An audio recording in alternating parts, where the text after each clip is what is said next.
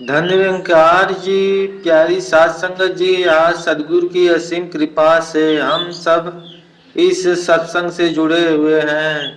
दास आप सब गुरसिकों के चरणों में नमन करता है। साध संगत जी की हम सब रोज अरदास करते हैं, सिमरन करते हैं और सदगुरु के आगे यही मांगते हैं कि हे सदगुरु, अपनी कृपा बनाए रखना, अपनी मेहर का हाथ हमेशा हमारे सिर पर रखना। लेकिन साध संगत जी, कभी हमने विचार किया है कि यह कृपा आखिर है क्या? कृपा का मतलब है साध संगत जी की हमारे पास बहुत सारा धन आ जाए। क्या इसका मतलब है कि हमारे जीवन में कोई दुख, कोई तकलीफ नहीं न रहे? साध संगत जी, सदगुरु की कृपा इसमें कहीं ज्यादा गहरी, कहीं ज्यादा सूक्ष्म और कहीं ज्यादा कल्याणकारी होती है। ये कृपा एक आंतरिक रूपांतरण है, एक ऐसी अवस्था है जहाँ जहाँ आत्मा परमात्मा से जुड़कर आनंदित हो जाती है। यह वह छाता है जो हमें संसार के दुखों की बारिश में भीगने से बचाता है। पर बारिश तो होती है। आज हम इस विषय पर चर्चा करेंगे कि वह कौन से संकेत हैं, कौन से लक्षण हैं जिनसे हम यह जान सकते हैं कि वाकई हम पर हमारे प्यारे सदगुरु की कृपा बरस रही है। तो पहला और सबसे बड़ा संकेत है मन में ठहराव और शांति का अनुभव। साध संगत जी, विचार करना है, इस भाग दौड़ भरी जिंदगी में इंसान का मन कितना अशांत है। चिंताएं, भय, इच्छा, क्रोध, इन सब में मिलकर मन को एक युद्ध का मैदान बना दिया है। तो सबसे पहले असर इसी मन पर होता है। यह चंचल मन धीरे धीरे शांत होने लगता है। सिमरन में बैठने पर ध्यान लगने लगता है। दुनिया की बड़ी बड़ी समस्याएं भी आपको अंदर से हिला नहीं पाती।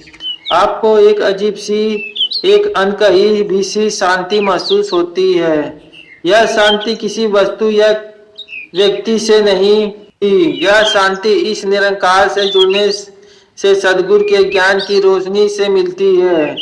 अगर आपके मन में बेचैनी कम हो रही है और आप हर परिस्थिति में एक आंतरिक शांति का अनुभव कर रहे हैं, तो यकीन मानिए प्यारी साध संगत जी, यह सदगुरु की कृपा का ही प्रत्यक्ष प्रमाण है कि साध संगत जी, दूसरा संकेत है हर इंसान में निरंकार का रूप दिखना। साध संगत जी, जब तक हमें ज्ञान नहीं मिलता हमारी दुनिया कैसी थी, यह मेरा है, यह तेरा है, यह अपना है, यह पराया है, यह अच्छा है, यह बुरा है। हम इंसानों को उनकी जाति, उनके धर्म, उनके रंग, उनके पद से पहचानते हैं। साध संगत जी, हमारे अंदर भेदभाव की दीवारें थी, लेकिन जब सदगुरु कृपा करते हैं तो वह हमारी इन आंखों पर बंधी पट्टी को खोल देते हैं। वह हमें ब्रह्म ज्ञान की दिव्य दृष्टि प्रदान करते हैं और इस दृष्टि से जब हम देखते हैं तो हमारे हर इंसान में वही एक निरंकार, वही एक परमात्मा नजर आने लगता है। फिर कोई ऊंच नीच, कोई भेदभाव नहीं रहता है और ईर्ष्या की जगह प्रेम और अपनत्व ले लेता है। प्यारी साध संगत जी, जब आपको अपने आलोचकों से भी, अपने आप से भिन्न विचार रखने वालों से भी वही निरंकार दिखाई देने लगे और आपके मन में उसके लिए भी प्रेम और सम्मान का भाव जागे, तो समझ लेना प्यारी साध संगत जी की सदगुरु की कृपा अपना काम कर रही है। यह कृपा ही है जो हमें मैं और तू से निकालकर तू ही की अवस्था में ले जाती है। साध संगत जी, तीसरा अद्वैत संकेत है सेवा की भावना का प्रबल होना। प्यारी साध संगत जी, सेवा हमारे मिशन की आत्मा है। लेकिन सेवा क्या है? क्या सिर्फ सत्संग भवन में जाकर झाड़ू लगाना या जूते पालिश करना ही सेवा है? नहीं साध संगत जी, वह तो सेवा का एक स्थूल है। असली सेवा तो एक भाव है, एक तरफ है। जब सदगुरु की कृपा होती है तो आपके निस्वार्थ भाव से दूसरे के काम आने की तड़प पैदा हो जाती है। आप यह नहीं देखते हैं कि इसमें मुझे क्या मिलेगा। आपके मन में यह भाव आता है कि हे निरंकार, तू मुझसे किसकी सेवा करवाना चाहता है। सेवा करने का अहंकार समाप्त हो जाता है। साथ संगत जी मैंने किया है, यह भाव मिट जाता है और सदगुरु ने करवाया है, यह भाव स्थापित हो जाता है। आपको दूसरों के दुख में अपना दुख नजर आता है और उनकी खुशी में अपनी खुशी, चाहे वह तन से सेवा हो, मन से सेवा हो या धन से सेवा हो। आपको इसमें एक अलौकिक आनंद मिलने लगता है। अगर आपके कदम खुद ब खुद मानवता की सेवा की ओर बढ़ रहे हैं और आपको इसमें बोझ नहीं बल्कि आनंद महसूस हो रहा है, तो यह सदगुरु की बरसी हुई कृपा के अलावा और कुछ नहीं है। साथ संगत जी, तीसरा अद्भुत संकेत है सेवा की भावना का प्रबल होना। प्यारी साथ संगत जी, सेवा हमारे मिशन की आत्मा है। लेकिन सेवा क्या है? क्या सिर्फ सत्संग भवन में जाकर झाड़ू लगाना या जूते पॉलिश करना ही सेवा है? नहीं, वह तो सेवा का एक स्थूल रूप है। असली सेवा तो एक भाव है, एक तड़प है।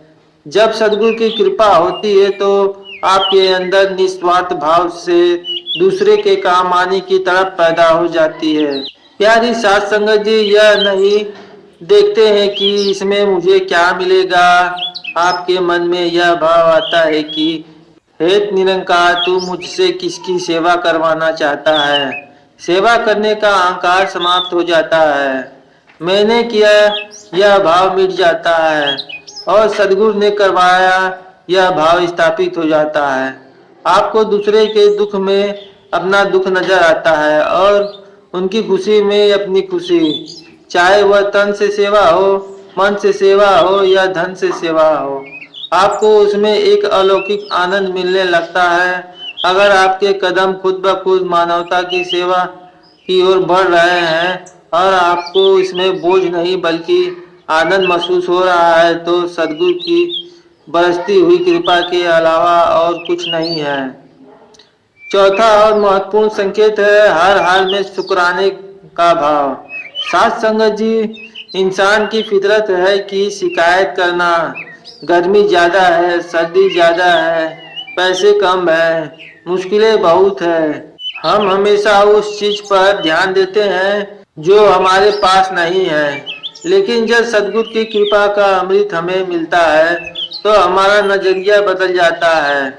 हमारी दृष्टि शिकायतों से हटकर शुक्राने पर टिक जाती है।